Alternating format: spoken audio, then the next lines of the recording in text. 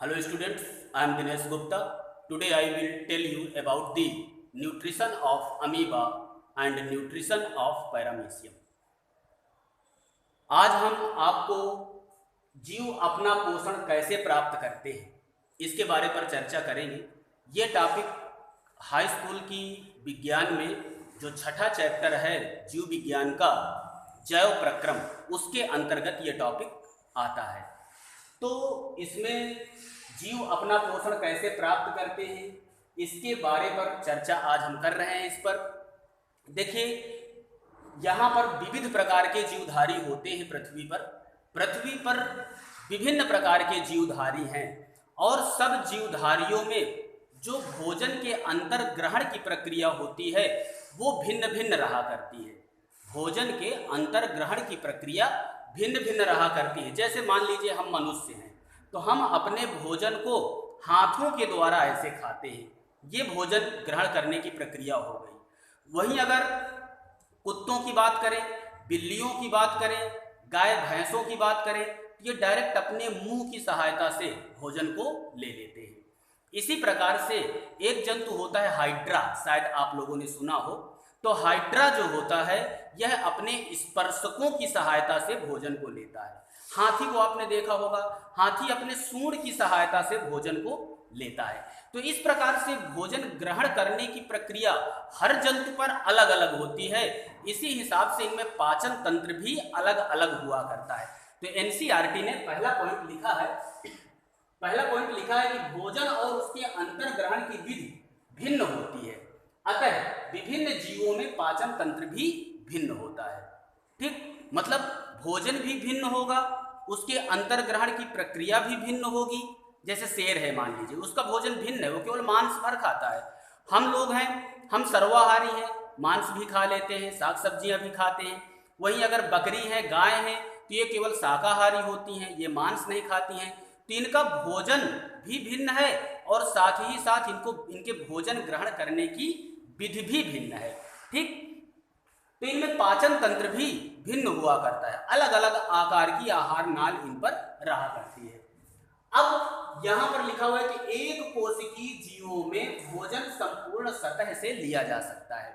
जो एक कोशिकीय जीव होते हैं, ये कौन से जीव हैं? जैसे अमीबा है और पैरामीशियम है, ये एक कोशिकीय जीव होते हैं। तो इनमें जो भोजन ग्रहण की प्रक्रिया होती है वो लगभग काफी जंतुओं पर ऐसा होता है कि पूरे शरीर से ये भोजन को कहीं से भी ले सकते हैं।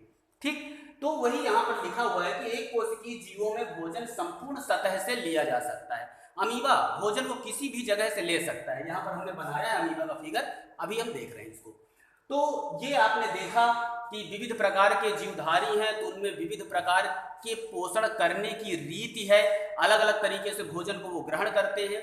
तो आइए देखिए जो एनसीईआरटी ने लिखा है अमीबा और पैरामीशियम के बारे पर। ये जितने भी यहाँ पर डाटाज लिखे हुए हैं, आंकड़े लिखे हुए हैं, ये केवल एनसीईआरटी के हैं, कक्षा 10 वालों के लिए हैं और बहुत ही संक्षेप में यहाँ पर पूरी बात बताई गई है। आइए देखते हैं अमीबा में पोषण कैसे होता है। तो सबसे पहले तो आप ये जान लीजिए कि अमीबा एक कोशिकीय प्राणी होता है। ये भोजन कैसे लेता है, आप देख रहे हैं इस चित्र को, कैसे भोजन लेता है।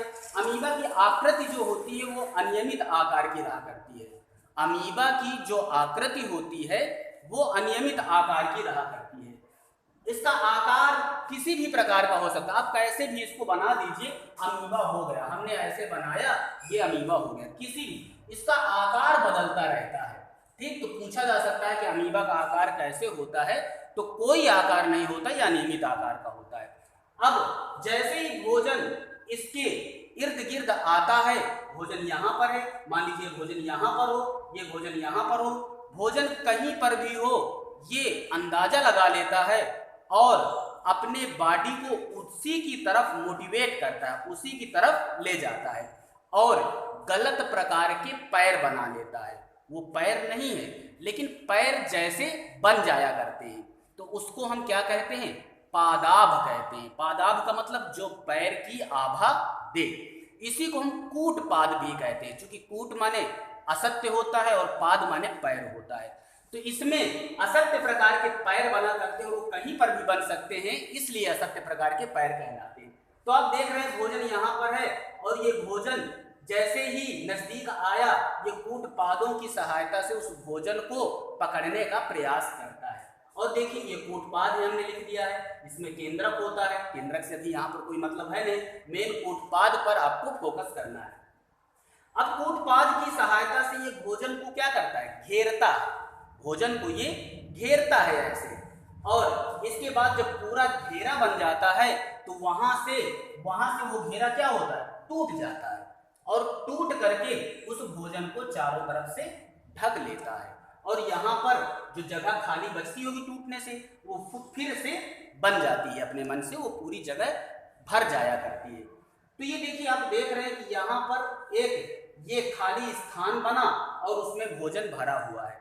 चूंकि इसमें भोजन भरा हुआ है और ये खाली स्थान है, इसलिए इसको हम भोजन रिक्तिका या खाद्य रिक्तिका या अंग्रेजी में इसको फूड वैक्यूल बोलते हैं। अब यहाँ पर जब भोजन आ जाता है तो ये भोजन अंदरे अंदर इसका पाचन होता रहता है और जब पाचन कंप्लीट हो जाता है तो ये झिल्ली इसकी फट जाती है और भोजन पूरे कोशिका द्रव्य में वितरित हो जाता है।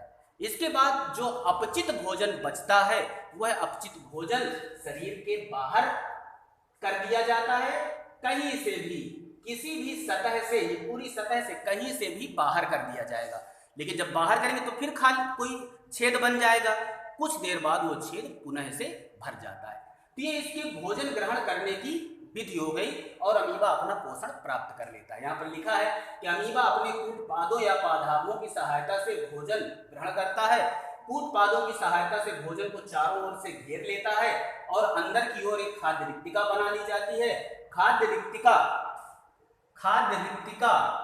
के अंदर पाचन होता है, हमने बताया, और पचित पदार्थ कोशिका द्रव्य, यहाँ पर कोशिका द्रव्य है उसमें अवशोषित कर लिया जाता है और अपचित पदार्थ को शरीर की सतह से बाहर कर दिया जाता है। तो एकदम आसान सा है।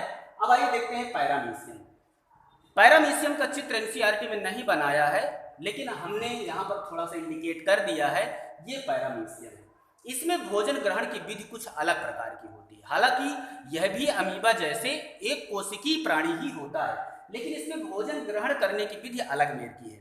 कैसे होता है, सबसे पहले तो आप ये जान लीजिए कि अगर इसमें कूटपाद के द्वारा भोजन का ग्रहण होता है तो इसमें पक्षमाभ या सिलिया के द्वारा भोजन ग्रहण होता है। ये पक्षमाभ है, ये पक्षमाभ है।